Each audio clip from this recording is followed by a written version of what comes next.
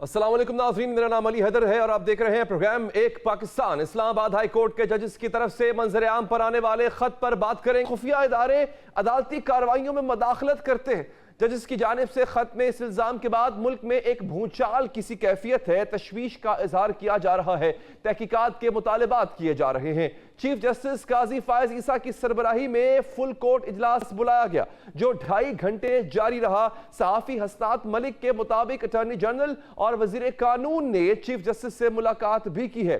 Media पर जराए के हवाले से यह भी रिपोर्ट किया जा रहा है कि वजीर आजम शहबाज शरीफ भी कल चीफ जस्टिस पाकिस्तान से मुलाकात करेंगे और वजीर कानून आजम नज़ीर तारड़ इनके हमरा होंगे। ये मुलाकात कल दोपहर 2 बजे सुप्रीम कोर्ट में होगी। वकला तंजीमों ने भी जजेस की हिमायत में सामने आ गई हैं और जजेस के खत में दर्ज वाकयात पर तशवीश का इजहार किया। गुज़िश्ता रोज इस्लामाबाद हाई कोर्ट के 7 में से 6 जजेस का एक खत मंजर आम पे आया था जिसमें उन्होंने इल्जाम लगाया था कि खुफिया एजेंसियां अदालती मामलात में मदाखलत करती हैं और डराती धमकाती हैं। जजेस ने वो वाकयात भी दर्ज किए थे जब उनके घरों से निगरानी के आलात बरामद हुए, जब इन्हें धमकाया गया या दबाव में लाने की कोशिश की गई, जब इनके खानदान के अफराद को अगवा करके तशद्दुद किया गया या घर पर क्रैकर हमले किए गए। खत में सुप्रीम जुडिशल काउंसिल से रहनुमाई मांगी गई थी कि खुफिया इदारों के अहलकारों की जानिब से अदलिया की आज़ादी मजरू करने का क्या रद्द अमल दिया जाए। सुप्रीम कोर्ट बार एसोसिएशन ने इस्लामाबाद हाई कोर्ट जजेस के खत में दर्ज वाकयात पर नापसंदीदगी का इजहार किया। सदर सुप्रीम कोर्ट बार एसोसिएशन ने कहा है कि जजेस की निजी जिंदगी में मदाखलत पर कार्रवाई होनी चाहिए। इस्लामाबाद, लाहौर, पेशावर और सिंध हाई कोर्ट के बार एसोसिएशन ने भी तहकीकात के लिए जुडिशल कमीशन बनाने का मुतालबा किया। यह मुतालबा भी किया गया है कि जो अफराद अदलिया में मदाखलत कर रहे हैं इनके खिलाफ कार्रवाई की जाए। बार एसोसिएशन का कहना है कि अदलिया की आज़ादी की खातिर तहरीक भी चलाना पड़ी तो गुरेज नहीं करेंगे। तहरीक इंसाफ ने इस्लामाबाद हाई कोर्ट के जजेस के खत को अदालती तारीख का टर्निंग पॉइंट करार दिया है। बैरिस्टर गौहर के मुताबिक जजों ने बताया कि इस्लामाबाद हाई कोर्ट और मातहत अदलिया में मदाखलत आज भी जारी है। उन्होंने कहा कि अदालतों में मदाखलत और जजों को दबाव में लाने का मकसद सियासी है, जबकि हुकूमत अभी तक कशमकश का शिकार है। जजिस के खत पर क्या रद्द अमल दिया जाए। वजीर इत्तलात अता तारड़ जो है वो गुरेज की पॉलिसी इख्तियार करते हुए नजर आ रहे हैं। उन्होंने कहा कि वो खत चीफ जस्टिस को लिखा गया है, जब तक वहां से जवाब नहीं आ जाता इस पर तबसरा करना मुनासिब नहीं। जबकि सेनेटर इरफान सिद्दीकी ने कहा है कि जजों ने अपनी शिकायत गलत जगह पहुंचाई है। सुप्रीम जुडिशल काउंसिल एजेंसियों के नहीं जजों के मुहासबे का फोरम है। जस्टिस शौकत सिद्दीकी के हक में एक लफ्ज तक ना बोलने वालों के जमीर अचानक क्यों जाग गए। जजेस के खत पर इंक्वायरी कमीशन बनाने की एक दरख्वास्त भी सुप्रीम कोर्ट में दायर की गई है। यह दरख्वास्त एडवोकेट मियां दाऊद साहब की जानिब से दायर की गई। इसमें मौक़िफ़ इख्तियार किया गया है कि खत के जरिए जजेस ने तासुर दिया कि ISI पूरे मुल्क के अदालती निज़ाम को कंट्रोल कर रही है, लेकिन हवाला सिर्फ एक केस का दिया गया जिसमें जजेस पर दबाव डाला गया। एडवोकेट मियां दाऊद की दरख्वास्त में उन केसेस का रिकॉर्ड भी पेश किया गया है जहां इस्लामाबाद हाई कोर्ट की जानिब से तहरीक इंसाफ को रिलीफ दिया गया। जैसे जिले शाह केस में बानी PTI को जमानत दी गई, अलकादिर ट्रस्ट केस में जमानत दी गई, साइफर ट्रायल खत्म करके मामला ट्रायल कोर्ट में को रिमांड किया गया। मियां दाऊद को दरख्वास्त में यह सवाल भी उठाया गया है कि इस्लामाबाद हाई कोर्ट के जजेस ने चीफ जस्टिस को कितने ही खत पहले भी लिखे थे लेकिन वो मंजर आम पर ना लाए गए। हालिया खत मंजर आम पर लाया जाना इत्तफाक नहीं है बल्कि मनसूबाबंदी से किया गया। एडवोकेट मियां दाऊद ने यह नुक्ता भी उठाया कि हाई कोर्ट जजेस का खत इस बात का भी एतराफ है कि वो अपने हलफ के मुताबिक बेखौफ खतर काम नहीं कर रहे और अब तो इनके सुनाए गए तमाम फैसलों पर ही सवाल उठ गया है। मियां दाऊद की दरख्वास्त के मुताबिक यह तो अदालती रिवायत है कि जब किसी जज से कोई फरीक राब्ता कर ले तो वो केस सुनने से ही माजरत कर लेता है। ये नुकात पेश करने के बाद एडवोकेट मियां दाऊद ने मुतालबा किया कि जजेस के इल्जामात की तहकीकात के लिए एक कमीशन बनाया जाए और ज़ाब्तों की खिलाफ वर्जी के मुर्तकिब अफराद के खिलाफ सख्त कार्रवाई की जाए। बात करेंगे इसी हवाले से। मैं ज्वाइन किया है नन अदर देन मियां दाऊद साहब। बहुत शुक्रिया आपके कीमती वक्त का। सर, जो सजेशंस जो आपके हैं, ये जो आपके सजेशंस हैं, इसमें एक तो कमीशन पे किस पे मुश्तमिल हो कमीशन, एक जो तहकीकात करे, और दूसरा ये आप किस के खिलाफ कार्रवाई का मुतालबा कर रहे हैं जिन्होंने ज़ाब्ते की खिलाफ वर्जी की है। दोनों फ्री कैन। अच्छा। अगर हमारे मौजूद जज साहबान जो हैं वो दुरुस्त बात कर रहे हैं तो जो भी इंटेलिजेंस एजेंसीज के अफराद मुलव्वस हैं उनके खिलाफ कार्रवाई करनी चाहिए, लेकिन उससे पहले थॉरो प्रूव करना चाहिए। और अगर जज साहबान जो हैं उन्होंने गलत बयानी की है और वो ऐसा अपना एविडेंस अदालत में पेश नहीं कर सकते या कमीशन के सामने पेश नहीं कर पाते, तो फिर इन जज साहबान के खिलाफ कार्रवाई। उस लेटर में वो खुद भी कह रहे हैं कि हमें नहीं पता कि हम इल्जाम साबित कैसे करेंगे, आप रहनुमाई करें। वो तो उस मामले में रहनुमाई मांग रहे हैं। अगर हाई कोर्ट के लेवल के जज साहबान को भी ये नहीं पता कि वो इन इल्जामात को साबित कैसे करेंगे, तो फिर तो इनको इसी बुनियाद के ऊपर ही जज रहने का हक नहीं है। इनको नहीं जज रहना चाहिए कि अगर हाई कोर्ट के जज को यही नहीं पता कि क्या सुप्रीम जुडिशियल काउंसिल जो है वो रहनुमाई फ्राहम करने वाला अदारा है। आइन में कतन ऐसी कोई बात नहीं लिखी हुई, आइन में कतन ये ऐसी कोई बात नहीं लिखी हुई कि इस तरह की सूरत हाल के अंदर जज साहबान जो है वो लेटरबाजी करेंगे। आइन में कतन ये बात नहीं लिखी हुई कि कभी अगर ऐसी सूरत हाल बनेगी तो लेबर यूनियन की तरह एक कन्वेंशन बुलाकर जो है वहां पे तकरीरें की जाएंगी हुकूमतों के खिलाफ, रियासती इदारों के खिलाफ। लेकिन क्या इस बात से फिर इनकार कर सकते हैं? ये टेक्निकल मामला जो आप बता रहे हैं अपनी जगह, लेकिन क्या ये हकीकत नहीं है हमारे मुल्क में जजेस को धमकियां नहीं दी गई, दबाव कभी नहीं रहा? नसीम हसन शाह का रोजाना होता है, ये तो मीडिया के ऊपर रिपोर्ट हो जाते हैं। हम अदालतों में ऐसी सूरत हाल को रोजाना देखते हैं, लेकिन जज साहबान उसका हल क्या निकालते हैं? वो अपने जमीर के मुताबिक, आइन और कानून के मुताबिक फैसले करते हैं, लेटरबाजी नहीं करते, मखसूस वक़्त के मुताबिक नहीं करते। किसी सियासी जमात जो है वो ये बात ओन नहीं करती कि यही हमारा मौक़िफ़ है जो जज साहबान कह रहे हैं। ये मामला खुद कंट्रोवर्शियल जज साहबान ने खुद कर दिया। मामला समझ रहे हैं। मैं तो 100% इसको तहरीक इंसाफ का बयानिया बनाने की एक और मूव समझ रहा हूं। उसमें फिर शौकत सिद्दीकी का जिक्र ना होता ना। अगर शौकत सिद्दीकी सही था, लिखा हुआ है पहले पैराग्राफ शुरू ही शौकत सिद्दीकी से हो रहा है, मेरे पास पेपर होता, तो फिर वहां तहरीक इंसाफ भी कटहरे में खड़ी होती है, क्योंकि उनके दौर में ही हुआ था। शौकत अजीज सिद्दीकी साहब के फैसले को, लेटर को बुनियाद बनाकर ये मुतालबा अगर कर रहे हैं तो खुले दिल से हवाला देते कि एक मुकदमा था अली हैदर बनाम मियां दाऊद, उसके अंदर ISI का फलां अफसर आया, उसने आगे ये दबाव डाला कि आप अली हैदर के हक में ये वाला फैसला कर दें वरना हम आपके खिलाफ ये सबूत करेंगे। इस पूरे लेटर के अंदर जो सबसे ज्यादा मशकूक बात है वो ये है कि इस लेटर के अंदर किसी भी केस का हवाला नहीं है। नहीं, हवाले उन्होंने दिए नहीं दिए ना। अच्छा। कि कौन सा था? अली हैदर बनाम दाऊद। हाँ, दिए। ए बनाम नहीं दिया, उसमें लेटर में है सर? नहीं लिखा सर। अच्छा चलो, तो बिल्कुल नहीं भेजिएगा, लेटर भेजिएगा मेरे पास। हाँ, वो बिल्कुल नहीं लिखा हुआ। कॉपी भेजिएगा, मैं रहनुमाई ले लूंगा। अच्छा, मैं हमारे नुमाइंदे वसीम साहब भी हमारे साथ मौजूद हैं और सीनियर एंकर पर्सन अमीर अब्बास साहब ने भी हमें ज्वाइन किया। सर आपका भी बहुत बहुत शुक्रिया। अच्छा वसीम, मैं जरा चाहता हूँ आप थोड़ी सी हमें अपडेट दे दें कि कल से लेके अब तक इस पे क्या क्या कार्रवाई हुई है, क्या अपडेट है इस पर्टिकुलर केस के हवाले से? देखिए, एक तो ये जो लेटर 25 मार्च को लिखा गया, ये लेटर सुप्रीम कोर्ट की जो बॉडी है कॉन्स्टिट्यूशन के तहत जो बनती है, सुप्रीम जुडिशियल काउंसिल, उनके अरकान को भेजा जाता है ये लेटर। उसके साथ साथ जो सुप्रीम कोर्ट के बाकी जज साहबान हैं उनको इस लेटर की जो है वो कॉपी भेजी जाती है।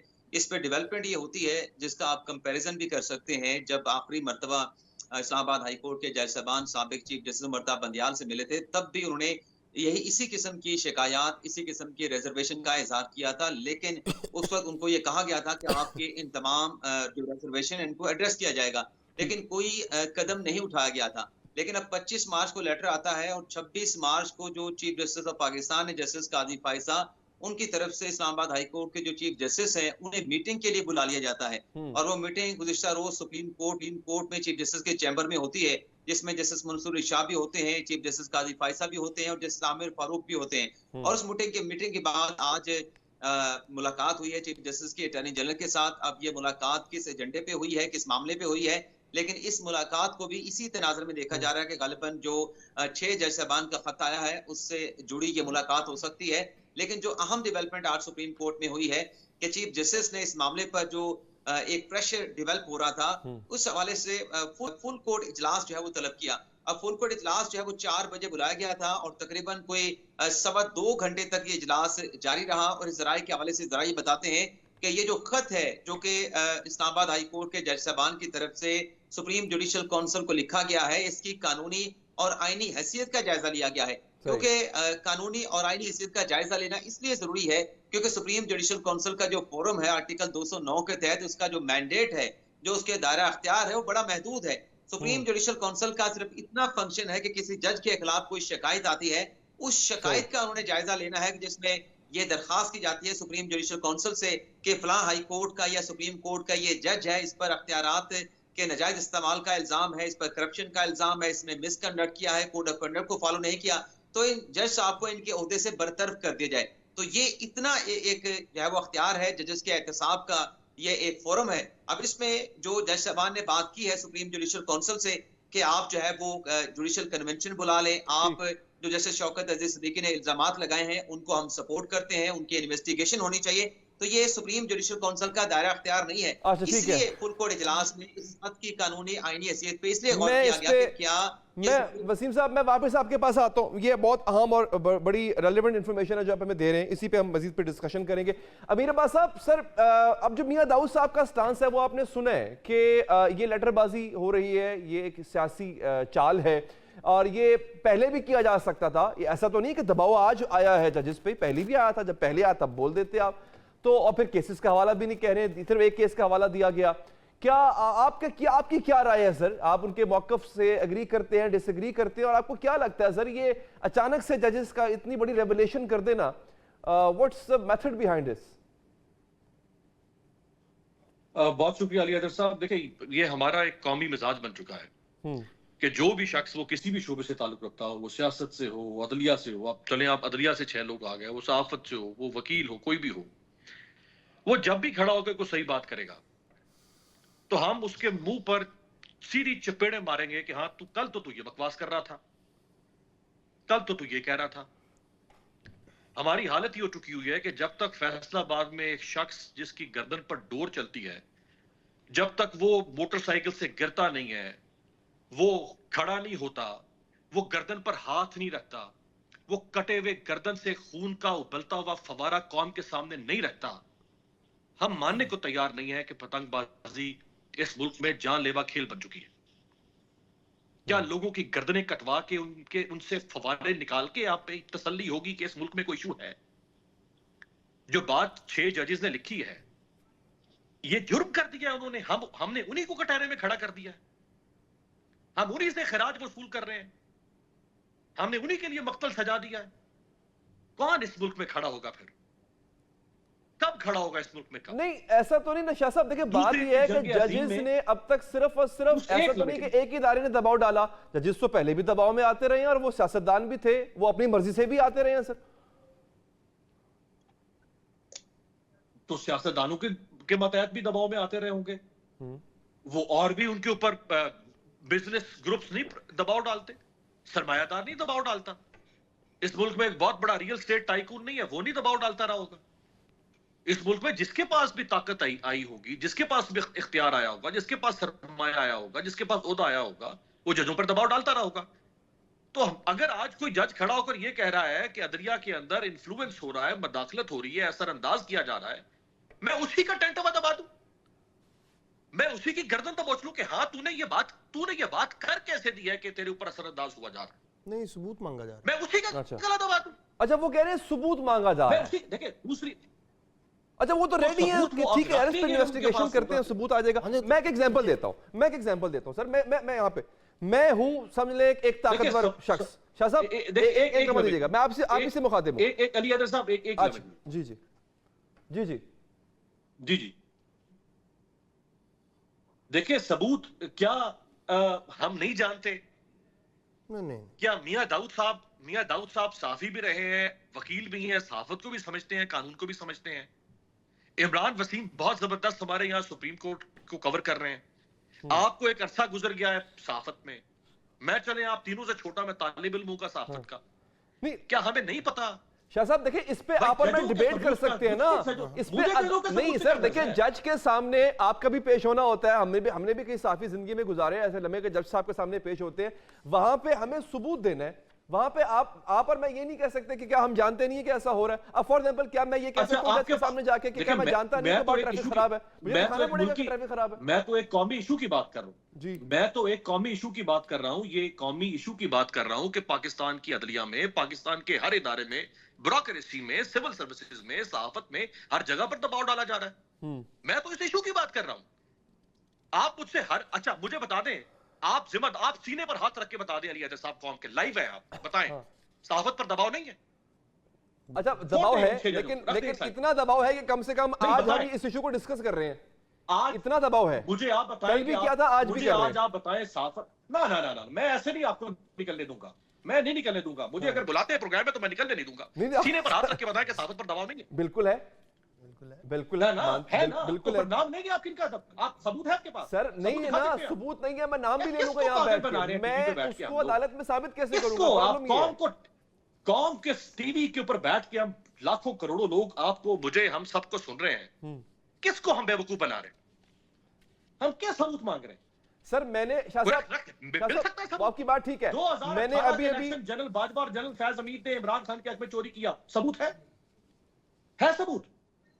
चोरी हुआ था ना इमरान खान के? फिलहाल तो नहीं है। तो फिर नहीं तो सर शाह साहब बात यह है, इस पे अगेन, इस पे आप और मैं एग्री कर सकते हैं, इस पे मियां दाऊद भी एग्री कर जाएंगे, कोई दूसरी राय नहीं। हाँ, प्रॉब्लम ये इसको साबित कैसे करेंगे? हाउ टू प्रूव इस? अब इस वक्त पाकिस्तान के चीफ जस्टिस के पास उन्होंने मामला भेज दिया ना। आज फुल कोर्ट इजलास हुआ है, पाकिस्तान का काज़ी कुज़ात है, सबसे बड़ा कलेक्टिव विजडम उनके पास है, सबसे बड़ी जहानत फतानत उनके पास है, मतानत उनके पास है। पाकिस्तान की सुप्रीम खुदा के बाद जमीन पे सबसे बड़ी इंसाफ की लाठी उनके हाथ में है। मुझे समझाना है उनको किस मसले का हल कैसे निकालना है। उन्होंने खुद फैजाबाद धरना केस में उन्होंने क्या लिखा? इन्हीं काजी फाजिस्तान ने लिखा ना फैजाबाद धरना केस के अंदर कि क्या हुआ इस मुल्क के अंदर। उनको मुझे बताना है, उनको आपको बताना है कि इस मुल्क में ये क्या होता रहा है। ना करें इस तरह से खुदा के लिए। सही उसूल के साथ खड़े। मैं शाह साहब वापस आता हूं आपके पास, आपकी इन बातों का जवाब मियां दाऊद साहब से लेते हैं। अगर जस्टिस राना शमीम ने बात की और उस बात का फायदा नवाज शरीफ को गया, हमने सवाल किया कि जस्टिस राना शमीम का फैसला का फायदा जा रहा है नवाज शरीफ को। जब वो जस्टिस जो ये सर देखिए, हमें जस्टिस इफ्तिखार चौधरी का भी जुडिशियल एक्टिविज्म याद है, हमें जस्टिस साकिब निसार साहब का भी जुडिशियल एक्टिविज्म याद है। आपकी बात ठीक है, किसी पार्टी को हो रहा है। मैं शाह साहब एक लम्हा दीजिएगा, मैं वापस आपके पास आऊंगा। ये डिबेट है, मैं कहता हूं डिबेट की हद तक ये बात शायद इस नुक्ते पे हम चारों यहाँ पे जो मौजूद हैं इस वक्त शो में, हम एग्री कर जाएं, वसीम साहब भी कर जाए। लेकिन अगेन मियां साहब, ये तमाम चीजें एक रियलिटी हैं। अब मैं आपको तड़ी लगा दूंगा बैठे बैठे, कैमरे बंद हैं, फोन बंद है, मैं तड़ी लगा दूं और मैं उस तड़ी के ऊपर जो है आपसे कोई मतलूबा काम करा लूं। अब आप करते रहे साहब, कहां साबित करेंगे? ये मैं और आप कर सकते हैं, लेकिन जब आपने आइन के तहत किसी शख्स ने हलफ उठा लिया, कोई जज, कोई ब्यूरोक्रेट, कोई फौजी अफसर, कोई अवामी नुमाइंदा, वो नहीं कर सकता। मैं और आप कर सकते हैं। आप उनकी पाबंदी कटहरे में क्यों खड़ा कर रहे हैं? मैं ना ये इल्जाम लगाया कि यार मुझ पे दबाव है, आप तो चल पड़े उसको कटहरे में खड़ा करने के लिए, इसके खिलाफ भी कार्रवाई करो। हैदर साहब, हम सारी जिंदगी बेवकूफ़ी बनते रहेंगे। आज इन जज साहबान का ज़मीर जाग गया। ये इन जज साहबान का ज़मीर तब क्यों नहीं जागा जब ये इस्लामाबाद हाई कोर्ट के अंदर ब्लैंकेट किस्म की फेवर दे रहे थे, तब ISI मुदाखलत नहीं कर रही थी। इसी इस्लामाबाद हाई कोर्ट के यही जज साहब अब रुके, अब मुझे बात कर लेने दें।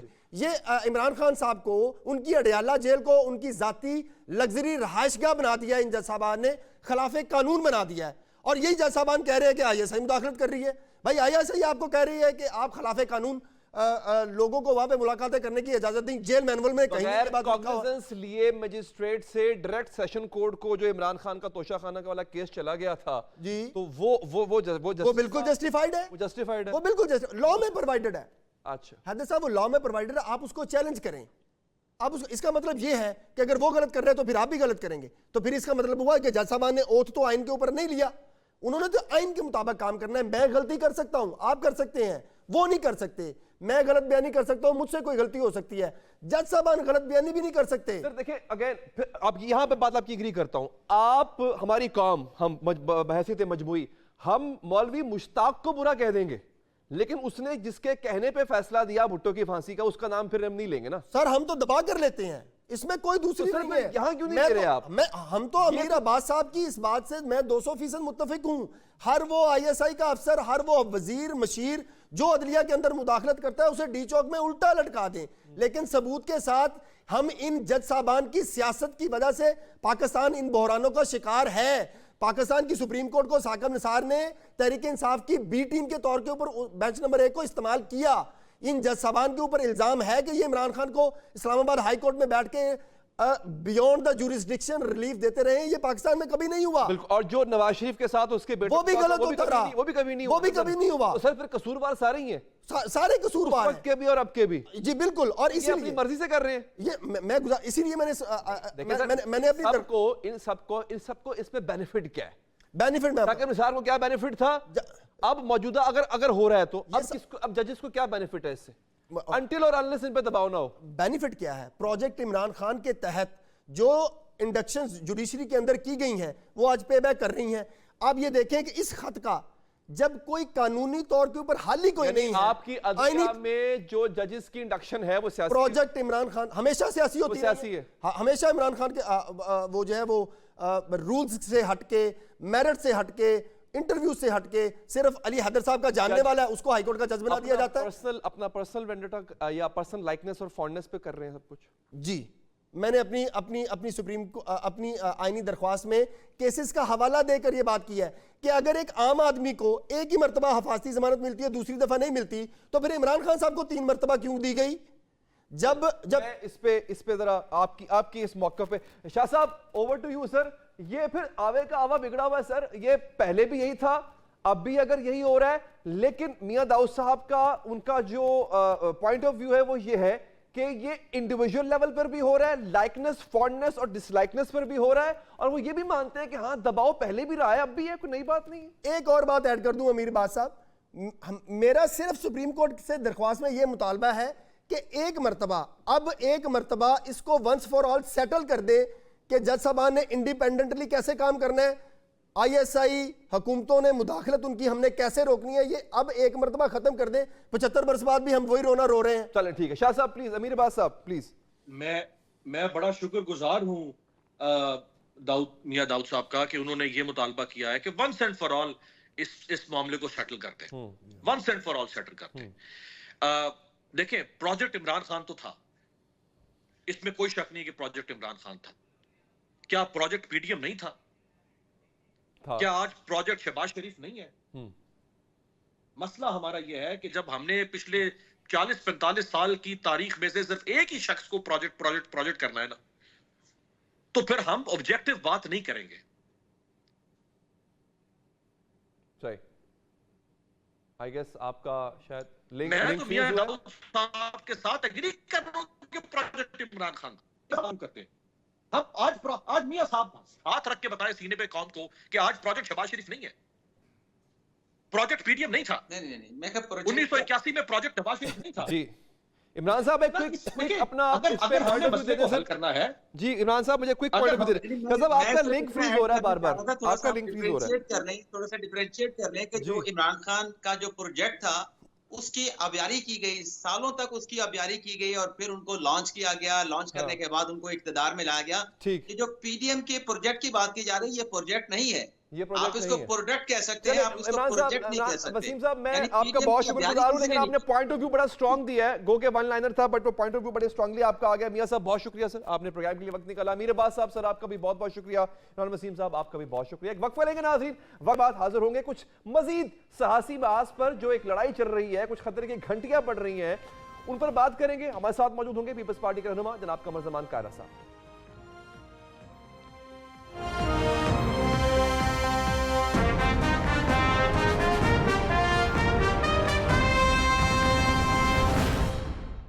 ब्रेक के बाद हाजिर नाज़रीन, इसी मौजू पे बात करने के लिए हमारे साथ जनाब कमर ज़मान कारा साहब भी मौजूद हैं। सर आपका बहुत बहुत शुक्रिया। हमें ब्राज़र कैनी साहब ने ज्वाइन किया है, मुस्लिम लीग नून के सीनियर रहनुमा है। सर आपका भी बहुत बहुत शुक्रिया।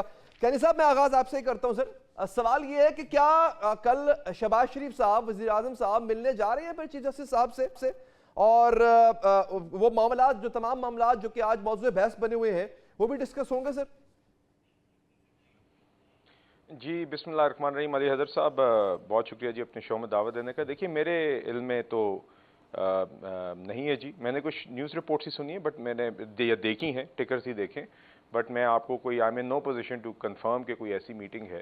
अच्छा। मगर देखिए, इन द पास्ट हुई हैं प्राइम मिनिस्टर्स और हेड ऑफ द जुडिशरी की, एग्जीक्यूटिव और जो जुडिशरी के जो पिलर्स हैं उनके इंटरेक्शंस रही हैं इन द पास्ट, दीगर इंस्टीट्यूशनल मामलात पे रहती भी हैं, but I am not aware at this stage. I'm not in a अच्छा, position to चले confirm कि कल की ये meeting ये बता दें कि आज अता तारड़ साहब वज़ीर इत्तलात की मुलाकात हुई है चीफ जस्टिस साहब से इन द प्रेजेंस, सॉरी आजम नज़ीर तारड़ साहब की मुलाकात हुई है in the presence of attorney general.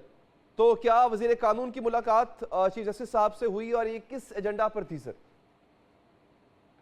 Ji, once again मैं I am in no position to confirm जी। अच्छा, मैं आपको नहीं बता सकता, ये मुझे आजम साहब से पूछना पड़ेगा जी, लॉ मिनिस्टर साहब से पूछना पड़ेगा कि अगर कोई मुलाकात हुई है। ये मेरे इल्म में नहीं, अगर आपके इल्म में कोई ऑफिशियल कॉन्फर्मेशन है इस हम मीटिंग तो की तो असल मुझे में बता दीजिए। You being part of the government of the ruling party, इसलिए आपसे कंफर्म करना चाह रहे थे। अच्छा, ये बता दें साथ में कि अब you being part of the ruling party, आप सर इतने बड़े इल्जाम के बाद गवर्नमेंट इनिशिएटिव क्यों नहीं लेती है, इसकी तहकीकात करवाएं, क्योंकि ये इल्जाम भी बड़ा है और ये जहां से आया है वो लोग भी वो बड़े लोग हैं, मतलब वो they are people of high value. तो क्या आपको नहीं लगता कि आपको इनिशिएटिव लेना चाहिए इसका?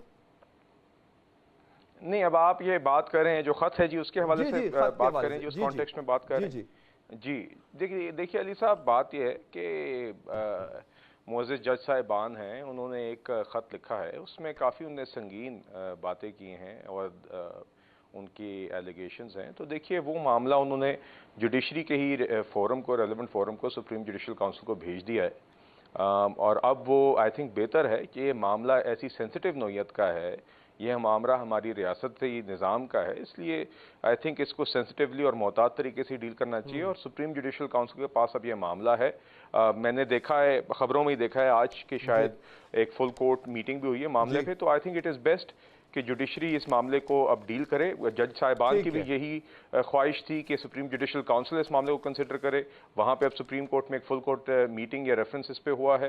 तो देखिए अब it is best to let them deal with this. मैं ये ज़रूर कहना चाहूँगा साथ कि देखिए मेरे ख्याल से पहले भी इन द पास्ट भी ये हुआ है और अब भी ये हुआ है, मेरा ख्याल है ये ना हो तो बेहतर है कि इस तरह की सेंसिटिव नौइयत की कॉन्फिडेंशियल लेटर्स जो हैं, जो 6 सुपीरियर कोर्ट के जजेस हैं, हाई कोर्ट के जजेस हैं, उन्होंने सुप्रीम जुडिशल काउंसिल को लिखा है, तो this was not suppose to be a letter for public consumption. तो इस तरह की चीजें लीक होनी नहीं चाहिए जी। आई थिंक जब होती हैं तो हैजान की कैफियत होती है और जिस तरीके से इन मामलात को देखा जाना चाहिए, डील करना चाहिए, अटर केओस नजर आ रहा है हमें। भूचाल एक आया हुआ है। कमर जमान कारा साहब सर शुक्रिया, आपने वेट किया।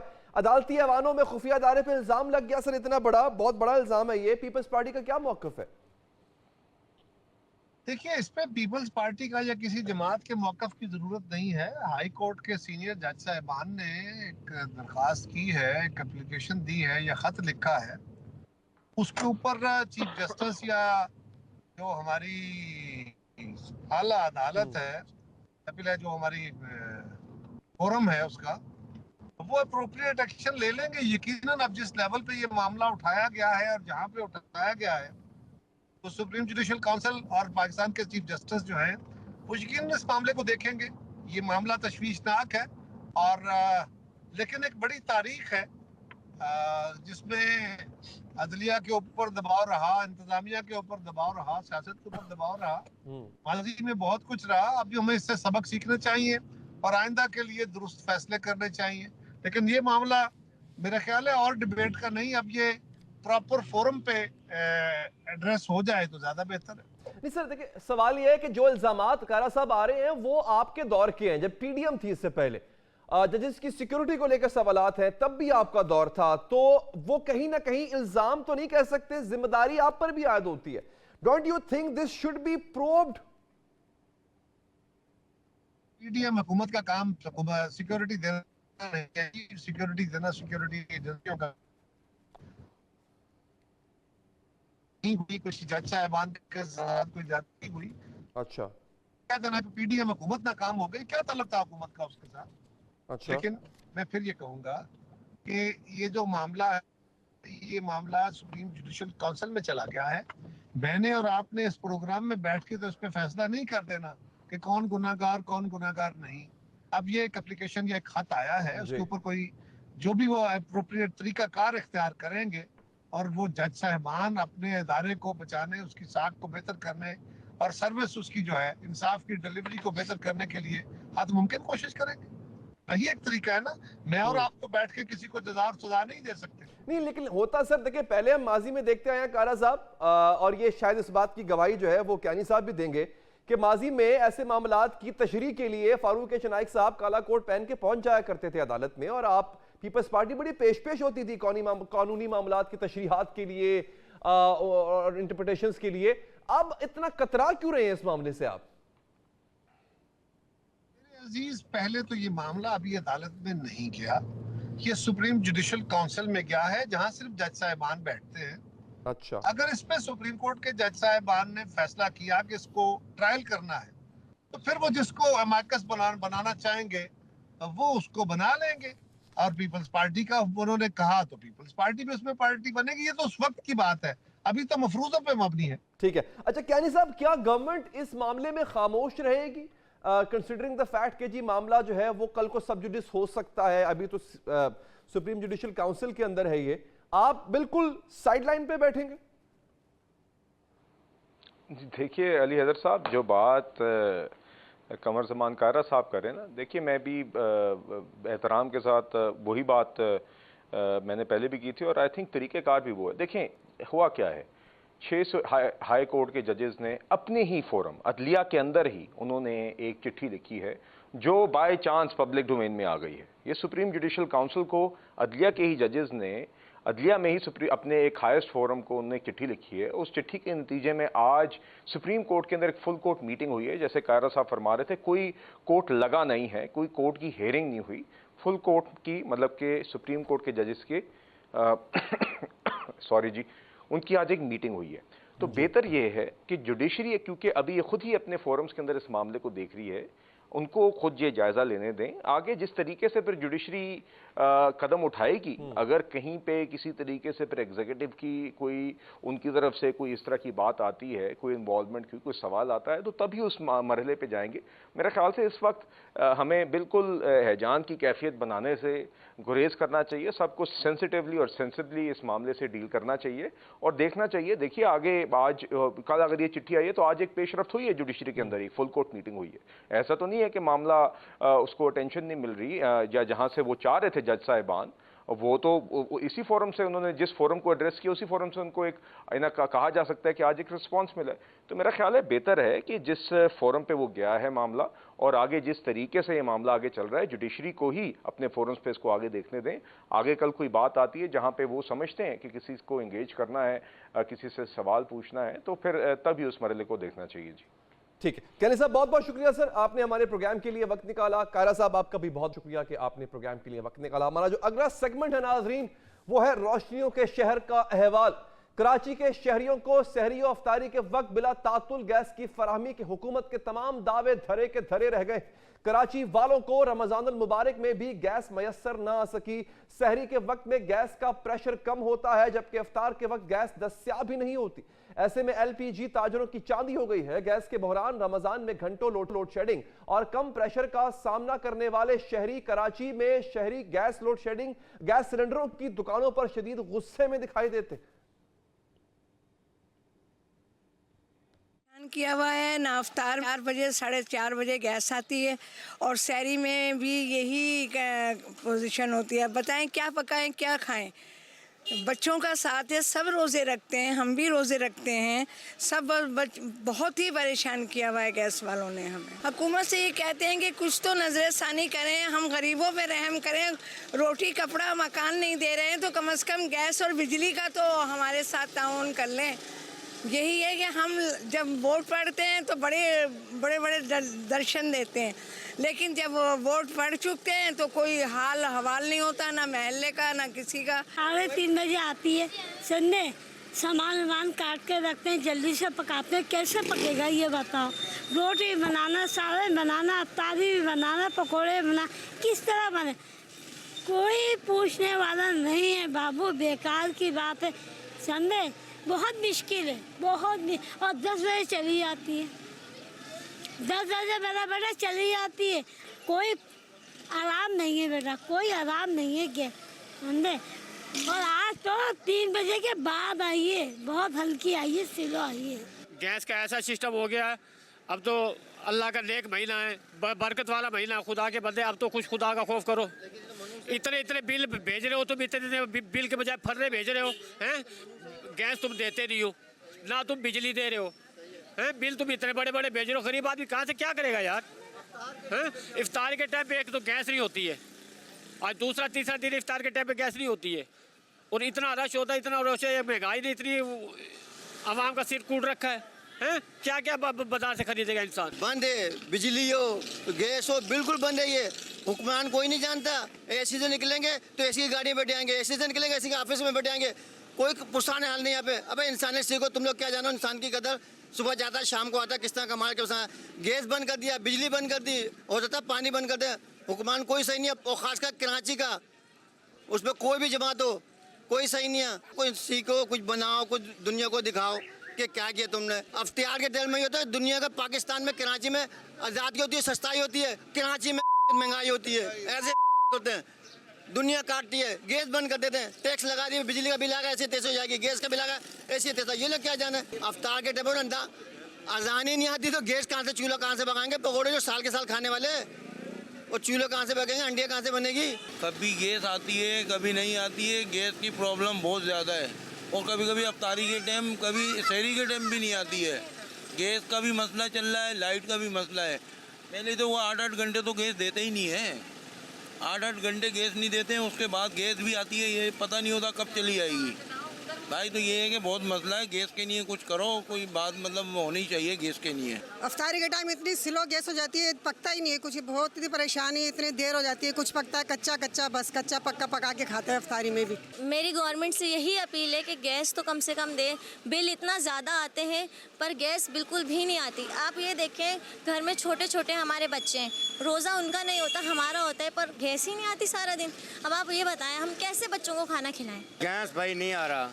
गैस जो है ना रोज़े टाइम आता है, फिर चला जाता, सारे दिन नहीं आता, 3 बजे आता है सुबह। इफ्तार के टाइम आते सिर्फ 1 घंटा, 1 घंटे के बाद 9 बजे फिर चली जाती है, फिर नहीं आती मेरे घर सुनने, सारी रात सुबह आती है। इसमें गैस की सूरत हाल ये है भाई, सिर्फ रोज़ा जो है हम खजूर से ही खोल लेते हैं या फ्रूट काट लेते हैं। कुछ घर के फ्राई करने वाले आइटम, समोसे पकौड़े, उससे महरूम है। जब अफ्तार के टाइम पे गैस ही नहीं होती, सहरी के टाइम गैस नहीं होती, अंधेरे में रोज़ा खोलते हैं, अंधेरे में रख लेते हैं। ये कर रहे हैं, ये हमारी गवर्नमेंट है। हुकूमत से अपील करते हैं कि मेहरबानी करें, मुस्लिम कंट्री है, मुस्लिम गवर्नमेंट है, इसके अंदर अफ्तार सहर के टाइम पे तो गैस होना चाहिए। वैसे तो होना तो 24 घंटे चाहिए, नहीं हो पा रही तो कम से कम इस त्यौहार के टाइम पे तो गैस हो जाए, सहरी अफ्तारी के टाइम पे। आपने आवाम का दुख सुन लिया। बात करेंगे इस हवाले से। मैं ज्वाइन किया है तर्जुमान सुई सदन गैस सलमान अहमद सिद्दीकी साहब ने। सिद्दीकी साहब शुक्रिया। आपने तो वादा किया था कि सहरी अफ्तार में गैस की लोड शेडिंग नहीं होगी, वादा पूरा क्यों नहीं हुआ सर? प्रेशर गैस जो दे भी रहे हैं उसका प्रेशर इतना कम है कि अफ्तार के लिए या सहरी के लिए कोई कुकिंग ही नहीं कर सकता। देखिए जी, वादे की पासदारी हो रही है ईमानदारी के साथ में। अगर आपको पाओ और आप मेरी ऑनेस्टी में आप समझे कि मैं जवाब दे रहा हूँ, तो काइंडली मुझे 2-3 मिनट दीजिएगा। तो आपका सवाल काफी जामा है जी। हमारे लोगों को तकलीफ हो रही है, बिल्कुल हो रही है, और हमारी उस चीज की हमें एहसास है। लेकिन मैं आपको बताऊं, हमारे सिस्टम में 32 लाख कस्टमर है। ये जो कंप्लेंट्स आपके पास और मेरे पास आ रही हैं, डेफिनेटली आ रही है, लोग हर्ट हो रहे हैं, उनको प्रेशर पूरा नहीं मिल रहा है या कहीं कहीं गैस नहीं मिल रही, वो लेस देन 1% है, मतलब चंद हजार हैं। तो जो सिस्टम है अल्हम्दुलिल्लाह वो इंटैक्ट है। अच्छा, इसके अंदर थोड़ा सा जो इश्यूज आ रहे हैं वो उसके लिए 2-3 फैक्टर जिनको समझना बहुत जरूरी है। देखिए, अगर हम एक सर्विस यूटिलिटी है, अगर हमारे पास पूरी गैस हो तो हम अपने कस्टमर्स को पूरी गैस दें। हमें तो एक बिजनेस है हमारा, हम पूरी गैस देंगे, हमें ज्यादा रेवेन्यू आएगा। लेकिन चूंकि हमारे पास जो पाकिस्तान के जो कोटा से हमें गैस मिलती है स्टेट से, वो हर साल कम हो जाती है, क्योंकि डिप्लीशन होती है। एक नेचुरल फिनोमिना है।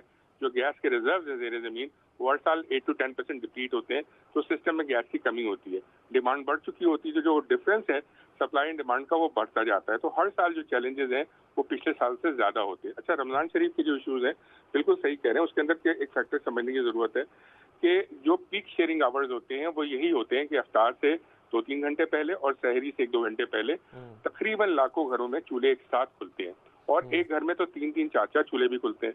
तो जब एक साथ ड्रेन होती है, एक साथ यूज होती है, तो पीक शेयरिंग की वजह से प्रेशर डाइल्यूट जरूर होता है। इसी तरह देख लें, अगर 100 नलके लगे हुए एक टैप लाइन में 5 खोलेंगे तो बहुत अच्छा प्रेशर आएगा, लेकिन 100 के 100 एक साथ खोलेंगे तो प्रेशर वो हर जगह डाइल्यूट हो जाएगा। सर ये तो दुनिया भर में होता होगा ना, जहाँ जहाँ मुसलमान बसते हैं। बिल्कुल है, बिल्कुल। लेकिन मैं आपको ये बता रहा हूँ, देखिए दुनिया भर में तो पाइपलाइन गैस का कोई कॉन्सेप्ट ही नहीं है, सिर्फ 2 मुल्कों के अलावा। बहुत अच्छा प्रेशर आएगा, लेकिन 100 के साथ खोलेंगे लूट हो जाएगा। सर तो ये बिल्कुल है, बिल्कुल। लेकिन मैं आपको ये बता रहा हूँ कि दुनिया भर में तो पाइपलाइन गैस का कोई कॉन्सेप्ट ही नहीं है, सिर्फ दो मुल्कों के अलावा। साथ खोलेंगे बिल्कुल है, बिल्कुल। लेकिन मैं आपको ये बता रहा हूँ कि दुनिया भर में तो पाइपलाइन